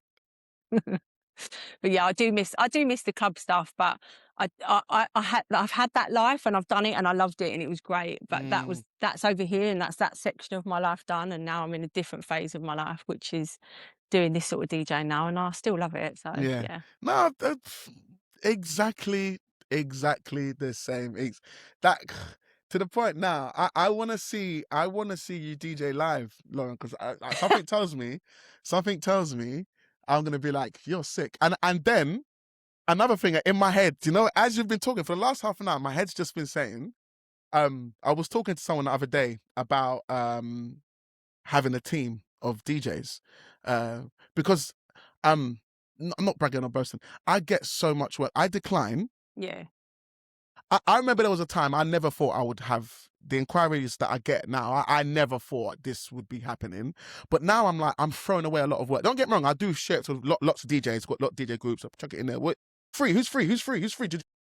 But then I'm like, no, this is business. And when it comes to the business side of it, my business brain says what you're doing here doesn't make sense. Like you're giving it away. Yeah, you're throwing away, and I don't even charge. I remember before I used to be like, 50 quid, 100 quid. But now I'm like, forget all of that, man. Just take it and go. Like, don't want a headache. Just whatever. Just take it and go. Do you know what I mean? I'm not really trying to. It's not about profit. It's just about being a good person. It's about being someone I wanted years ago who wasn't. Like, be that person that you needed or wanted years ago. Just be that person. So I do that. But then sometimes my business mind says, I need DJs. And I'm like, no, but finding DJs is hard. This is the whole reason I started this podcast, because majority of DJs, guys, I don't care if you don't like this, majority of DJs are not good. If you get 100 DJs in a room, I'm going to be straight. If you get 100 DJs in a room, I don't care, club, festival, bar, mobile, I don't care. If you get 100 DJs in a room, less than 15% of them are good. I don't care what anyone says. I've said it on my podcast. Out of 100, I know that for a fact. Some DJs don't even mix. Some, especially the mobile DJs, they don't. The mobile DJs are even worse. They're even worse. They're even worse, because in a club you cannot survive with that mindset. There's in the way we grew up, Lauren, the way we came up in DJing, we could not survive. You can't. Oh, it's all about the music. Just doing this. Yeah, fading. letting songs go for 3 minutes. So what? The tune is 4 minutes 10, and you let it play for 3 minutes? No way did Lauren's phone die. Guys, Lauren's phone died, man. No. All right, what we're gonna do? I'm gonna finish this pod. No, I wanted to finish it, but we've got through all the questions, which is good. But I wanted to finish it. But let me finish what I'm saying. What I'm saying anyway, guys. Yeah, guys, I'm being honest. This is the reason I started this podcast, because most mobile DJs are not good, and it doesn't have to be this way. It can change if people want to change. That's why I'm trying to give out as much education. If you want it, you'll listen to it. If you don't, you don't have to. It doesn't faze me personally, but I want to change things because it doesn't have to be like that. And I'm saying that because when I first came in, I thought that's what you had to do. I've realized you don't.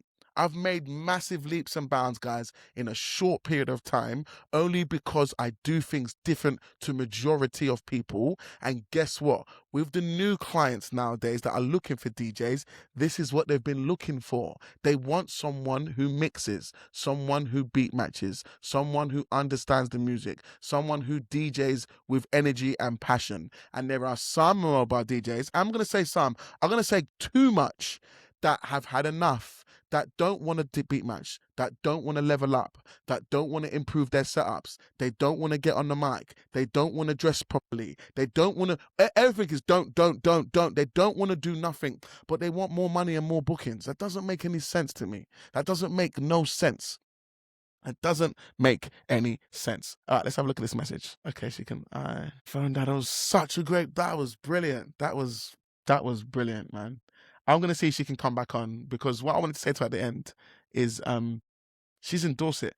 I've never felt this or said this, but I want her to be the first DJ on my team. The reason why, because the ethoses are, she's like my twin. She's a female twin of me. I could market her so easily. I could get her international, like we could be doing, with the musical knowledge, with the musical love, the passion, the story, the backstory, everything is there. Like, yeah, I would love, but I know Dorset, but I would love to have her as part of the team. You see? No problem. I'm going to leave this recording live until you come back on, because I don't want it to split the edit. I want it to be all in one edit. So take your time, Lauren. Imagine I'm just talking to the people by myself. I'm continuing the podcast. Guys, just so you know, I'm talking to Lauren through voice notes. So we're still here. Do you know what I mean? We're going to continue this podcast. But yeah, I would say, even if you can't, Lauren, just charge your phone up and try and get it to 5%, and then come back on, and we'll quickly wrap it up for 5. Well, it will take 5 minutes to wrap it to wrap it up. So if you can't find a dual cable, just get enough to get 5% on your phone, and then we can finish the podcast. Yeah, man. I would love to have Lauren on my team. The reason why I don't, because I'm being honest, guys, man. A lot of DJs, majority of DJs are not good. I heard too many stories. I remember I used to come in and I used to be like, nah, when people used to tell me stuff, I used to be like, nah, you're talking rubbish. They're telling me people come in late, they're turning up, like they smell. Like, I'm just gonna be honest, they smell. BO, like not BO as in just sweating now, BO as in haven't washed today. I'm like, what? No beat matching, equipment from the 90s. Like, I've seen some rigs and setups. I'm like, this is disrespectful. There's no respect for the game, for the industry. But then I get it if people are still charging $250. If you're charging $250, of course you haven't washed. Of course your equipment's old. You are not earning enough. How's about this? You're more time just breaking even, or you're in the red. After your time, your travel, your food, your taxes, paying your insurance, the things that you've got to do, $250 a gig, you're probably only earning 50 quid, 60 quid. 60 quid in 2025 is nothing, guys. Nothing. You can't even fill your car for that much anymore. So you haven't got a business. You've got a hobby that takes a lot of your time. And so if you're doing that, of course your business is going to be crap. Of course it is. This is the reason why I say we need to up the rates. If you don't need to up your rates, I'm not talking to you. If you're happy being that crap DJ, I'm not talking to you. This podcast ain't for you. I'm talking to the people that know what I'm talking about, and you get it. And if this is, you can make a career out of this, guys. There's bread. People are willing to pay. They're even more willing to pay when these DJs are out here. When they're worried about their event. I'm going to say weddings. Weddings, yeah, the amount of couples I talk to, and they are so scared about booking DJs because it's touch and go. It can go this way or that way. And more time it can be shit and like, people expect a rubbish wedding reception. It's expected, guys. Imagine that. It's expected to be like, yeah, I'll come to your wedding, but, no one's looking at, like, big things for the evening because of, the last 8 weddings I've been to in the last 3 or 4 years. Most of the evenings have been crap. That's the reason why bands get booked. Bands get booked. I'm not crapping on bands. I'm just saying what I hear. I don't care who you book, DJ. I don't care who it is that you book, as long as you're having a good time. That's really my ethos, I don't.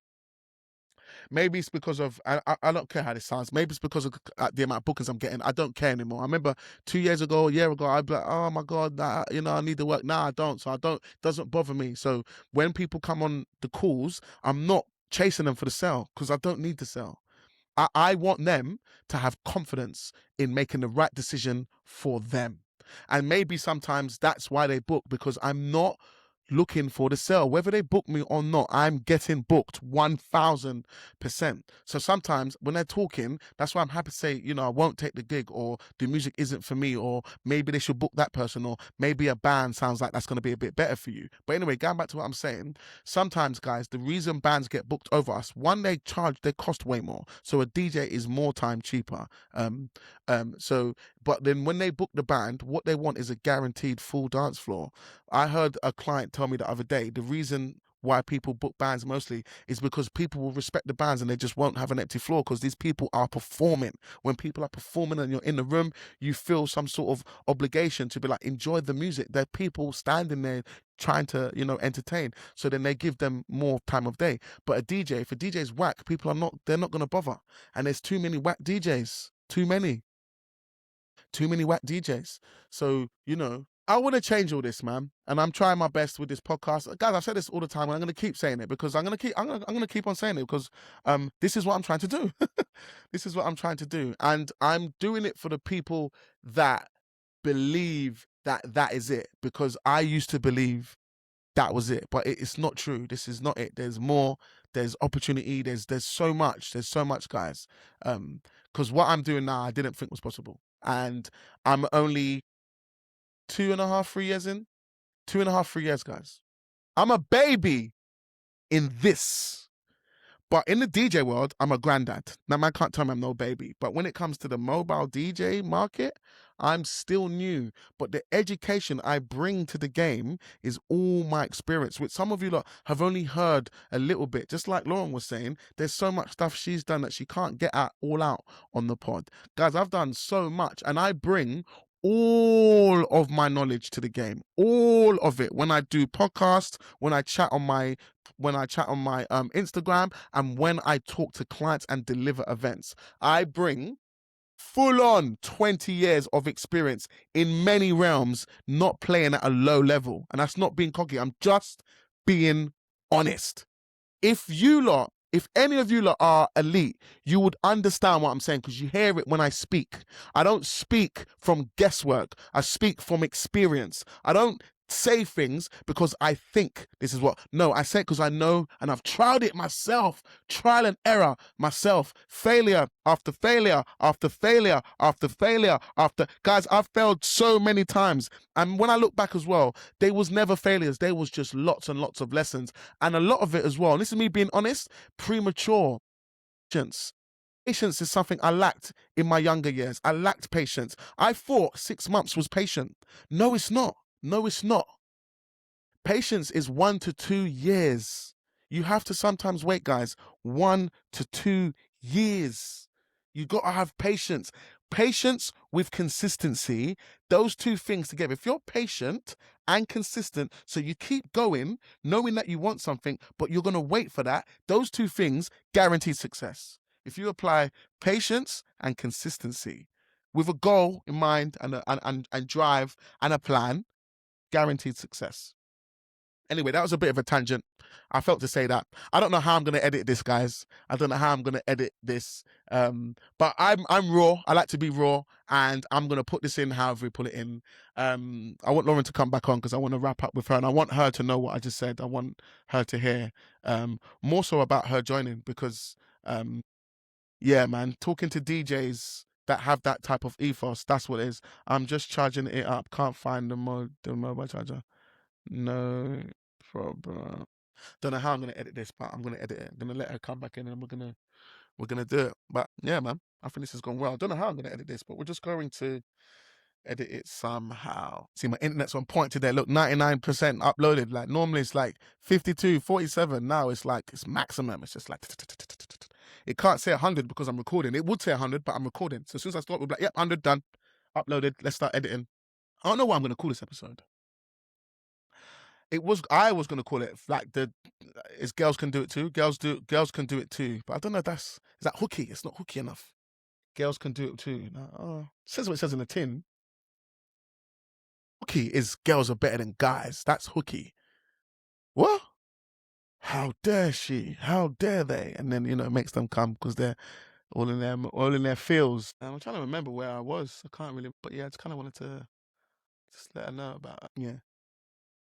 Yeah, she's gonna tell her like I would love to employ her. Still, I've never said this to anyone. Never. I'm back. I'm doing it live on the pod. She's back in the room. Here she goes. She's So back. sorry. She's back. She's back. She's back. She's back. She's And back. my She's phone back. was fully charged as well. So what happened then? The battery just died. It's like, Well, we've been on for a while. We've been on. We've been on for a while. So that would yeah, because yeah, it will drain your battery. Like it will. it's drain done that all right. I know we've only got a short time, so we're gonna wrap it up. All right, so she's back in the room. I don't know how I'm gonna edit this, but you guys know I'm gonna be raw. So whatever happens in the edit happens in the edit. But anyway, she's back in the room. But Lauren, just to say, we are gonna wrap up because I know batteries are short and things of that nature. But what I was saying before is that there's been something in my head for like the past half an hour since you've been speaking that keeps on saying something to me. So I'm just gonna say it live on this podcast. If ever, Lauren, you're in Dorset, yeah? Yeah. I've always talk about this thing about having a team. And the thing is about like having a team, like I was saying before, is that most DJs are rubbish. And it's not even about them being rubbish, it's about their mindset, how they think and their experience. And for me, you tick every single box. And if ever you wanted to, I would love you to be the first female DJ on my team. I've not hired anyone, but I would love to have you on. I think the only issue is where you're located. Where I live. Yeah. The only issue is where you're located, Dorset. I don't get enough down there. I'm near Bournemouth.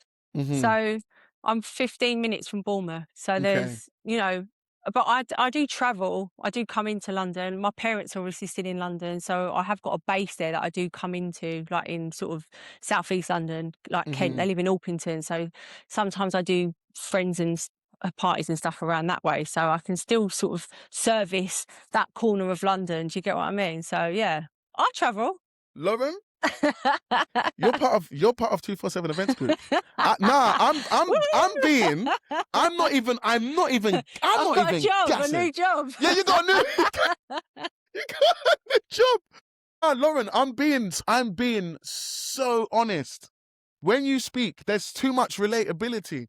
And then my mind is saying, my head was like, bro, hello, bruv. Like, come on, we're doing this.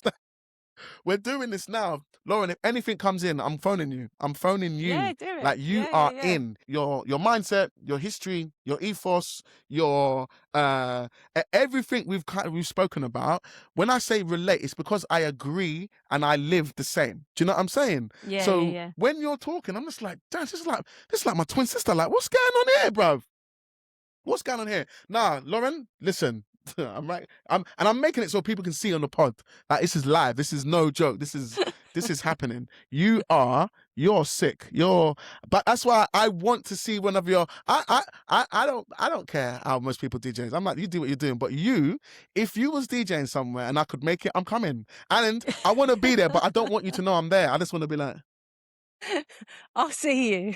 I just want to be I like, know you're yeah. there. All You right, have to okay. put a wig on. Yeah. I'm gonna put a wig on and just, be in the corner of the room. Like, I'm like, they're like, what are you doing? I'm like, bro, I'm just trying to spy on this DJ. I need to just hear. I need to hear the levels. But yeah, no, Lauren, seriously, man, like everything you say, I fully agree with, and I think you'd be amazing. And I know, like, the difficult thing for me is the reason why I don't have anybody is because energy is the main thing. I sell. That's what I sell. I don't sell lights. I don't sell speakers. I don't sell no. I sell energy. I sell energy. Yeah. I didn't know this until last year. It was last year where I was talking to a business person, and it was like, go through your reviews, and that will tell you what you sell. What word comes up the most? And then when I went through all my reviews, Energy. yeah, energy was the main one. It goes, that's what you sell. That's what you're selling. Just, I want you to know what you sell. You're not selling speakers. You're not selling. You sell energy. So if your company sells something, if you can sell that, sell that. So I can't sell DJs. I can't just have a DJ. I can't just recommend anybody. I need to have someone. It's got to be that certain type of DJ that's like you or emulates towards a similar vein of what you do. And it needs to be organic. It cannot be someone who's like, oh, I'm going to try and be. No, I need someone to be their self. Do you know what I mean? Knows that music in and out, that's raved to it, that's been there, that's done it, that's been on the dance floor. There is some clients, Lauren, that I know in my head, yeah. Like, I don't know. I know there's one of my clients. So she's my past client, but we're friends now. There's a girl called Paige. She would love you. There's another woman called Vicky. I do her pool party every summer. She would love you. Another we guy do a little back to back. Oh, it's happening. Lauren, it's happening. Do you know what? It's happening. Guys, on this pod, you're going to see Lauren on my Instagram. You're going to be like, nah, I remember that chat. And I always like to show people, I don't talk for free. I don't just talk for the sake of it. Do you know what I mean? So, yeah, Lauren, man, we're going to talk more offline, but you are involved. All right, we are going to wrap up this podcast there and here. Lauren, man, thank you so much for your time. I've fully enjoyed this talk, man, and I'm definitely going to bring you back because you did drop a few things. I was like, what? Yeah. Okay, I've done a lot in my time, so we probably just touched on a few things, but yeah. And that's what makes you who you are today. It's similar to myself. I've got so much I haven't shared on this pod about my past. Do you know what I'm saying? And I bring all that wealth of knowledge to this pod, to the stuff I say on my Instagram, but more so to my clients and my gigs. So when I'm doing things, they don't know when they book me, the experience level. It's not just DJing. There's a lot more that goes to it. And some of them see it. Oh, God, we took too long. Oh my god. Nah, do you know what? We're gonna end it because it's gonna be too. We can't even wait for Lauren to come back. But I said what I needed to say. So yeah, man, Lauren, you're on the team 100%. You are the first official DJ on the team. You drive. You've got background, you've got history, you sell energy. Yeah, I can one. I can see it. I'm gonna make it happen. It's going down. Anyway, guys, thank you so much for joining today's pod. Lauren, thank you so much for your time, man. That was a great chat. I can't wait to bring you back into the podcast so you can get you back on to see what's going on. Or when you come back on, it will be once you've joined the team and everything's official, and then you can talk about some of that stuff and how that's going for you, because I know it's gonna go amazingly. I'm not trying to change everyone. I'm just trying to show people that want to see. I'm trying to show people that want to change, that want more, that there is more, and this is how I've got it, and that's how that person's got it, and that person's got it, and this person's got it. So if you don't learn from me, you're going to learn from one of these 5 different people that we've got here and take those lessons on and drive that into your business and make it make sense. Other than that, man, I want to big up all the people that are on the Patreon, man. Big shout out to you guys, man. If it wasn't for you, we wouldn't be able to keep the lights on. Sorry, I'm back. Oh, you're back. You must have the smallest amount of battery as well. It's an iPhone 16. You think it would be like absolutely fine. It's just been dried out. It's the battery that's empty, right? Yeah. Anyway, Lauren, let's quickly wrap it. Let's quickly wrap up this podcast before it dies out again. Lauren, man, once again, thank you so much for joining me on today's pod. No worries, mate. It's good chat. brilliant chat. You are officially the first DJ, and I love the fact that you're a female as well. I like the fact that I would like to have when people say, yeah, I'm recommending someone else or someone's part of the team, and I wanted to recommend a female, but I'm like, we sell the same stuff. Like, you're gonna get energy. Your dance floor is gonna be rocking. Don't you worry about anything like that. So yeah, man, this has been a really, really good chat. It's been too much relatables. Too much relatables. Anyway, Lauren, before you go, is there any last words you would like to say to the people's them? If you want to be a DJ, just I think if you want to be a DJ, I think my biggest thing is that you know your music. Mm-hmm. Like that's the I think going into an event, knowing all your music, knowing your tunes, knowing when to drop things in, knowing when to pull a mix out because you know there's a vocal about to come in or whatever. Like all of that stuff, all of that groundwork will help you be a better DJ. Mm-hmm, so I think just immersing yourself in music, if that's what you want to be, is probably the best thing you can do as part of your DJ education. Do you know what I mean? Yes, it's like 100%. Learn your music. That's my main thing, I would say. I think that is, and it's even easier if you already love it. I don't know if there's a DJ out there that gets involved in DJing that doesn't have like a musical love or passion or something like that. I agree with you. I think that's what makes me good at, like, when I'm doing my sets, I understand. I was there. I know, like, this will do that and that will do this and I could do that with this. And do you know what I mean? It's that musical knowledge and then obviously the technical ability. And then when you marry those things together, you just get something that's just like, it's like a cocktail. Do you know what I mean? You get a sick cocktail of vibes. Anyway, Lauren, you crack on with your day, man. We're definitely going to get you back on. I think we're going to get you back on after we've had our back-to-back, because my mind is now doing things. Like I said, we're going to talk offline. You're coming to one of the sets. We're going to do a back-to-back. We're going to film it. We might even go Pirate Studios, put that up on YouTube. Why not? Yeah. And just so I want to show people, this is now, there's two of us. Do you know what I mean? I really want to make a thing of it. 26, Lauren. You're going to New York. I'm not going to lie. The national bookings, I can't do them, Lauren. I can't. There's so much going on. I'm like, I can't. But now I'm like, hey, Lauren, do you want to go USA? Like, yeah, come on, let's go Louisiana. Like, we've got a wedding to do over there. Like, it's going to be sick. But yeah, no, thank you so much for your time. Really look forward to you joining back on the show. And yeah, man. Thanks for having me. I've enjoyed it. It's been a good chat. It's been a real good chat. It's been a real good chat, man. But anyway, let's wrap it up. Guys, like I said, you can stay on your Disco Dave vibes. All good, no judgment. But for the people that want it, especially the new people coming in, if you're coming in new, I want you to come in with a new ethos. Don't take some of the old people's styles, because that's an old style that won't work for the future. You need something new and you need to use something different. That's what works in the future. Also, Patreon. Big up all my patroners. Thank you for your support. Had a new patroner today, so I just want to big up all of you guys. If you lot wasn't here, we keep the lights on. You see this light? If you lot wasn't here, this is how it would look. This is how it would look. But luckily, you lot are here, so we keep the lights on. Big shout out to you keep the foliage on. So big shout out to all my patroners, man. Much love, much respect. Anyway, I'm going to catch you same time, same place next week. Whatever gigs you guys have this week, go out, smash it. Make sure you get your content. Make sure you go and do the stuff and show those clients why they should book you. Get your reviews, rinse and repeat, and keep it moving. Other than that, I'm going to love you and leave you. Catch you next week. Peace and love. Jeez.